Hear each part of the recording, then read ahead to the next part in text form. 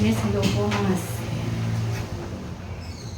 Yes, hello po mga sis. Ngayon po, nag-video po ako tungkol po sa ating bakit daw po pumuti yung kilikili ko. Nagtanong yung mga kaibigan ko, kapatid ko.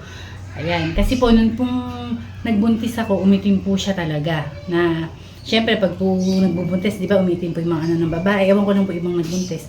Talagang umitim po yung kilikili ko. Pero ngayon naman po, ayan, super satisfied po tayo sa ginamit natin. Ngayon, yun po, ginagamit po nang nagsabi sa akin ng tuwing gabi lang daw po niya na-apply. Pagkatapos niyang maligo ng gabi, tas overnight. Tapos, pag sa araw, iba yung deodorant niya, ganyan.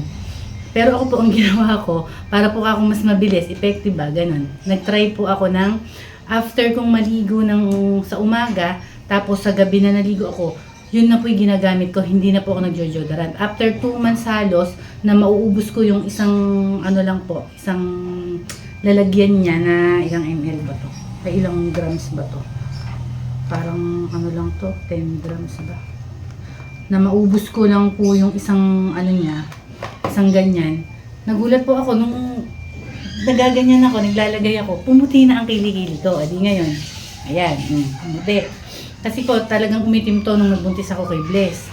Ngayon, ditinesting ko na po yan, hindi na rin po ako nag-deodorant.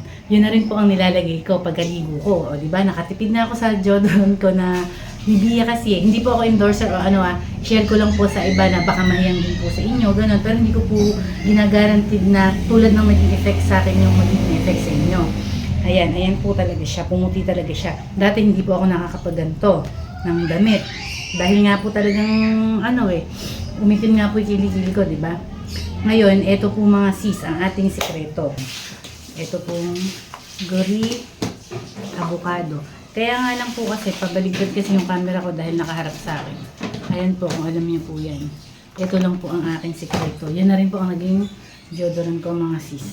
Baka po makatulong po sa inyo. Ayan. Ito pong guri. Ayan. Ito, isang ganto po yung nagamit ko. Nung papaubos ko na yung isang ganto, halos pumuti na yung kilikili ko. Ngayon, naubos ko na po yung isa. Ito po yung pangalawa ko pa lang po na lagyan. O, di ba ang dami pa? Halos kulang 3 months ko pumuubos tong ganto. Tapos siya na rin po ang pinaka-deodorant ko mga sis. Ayan.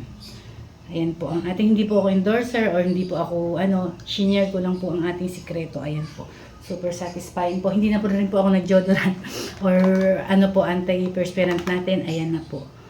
Guri avocado mga sis. Ayan. Sana po mahiyang din sa inyo sa mga may problema po sa mga dark underarms dahil po sa pagbubuntis, ganyan. Unang-una pong dahilan yon kung bakit umiitim po. Ayan.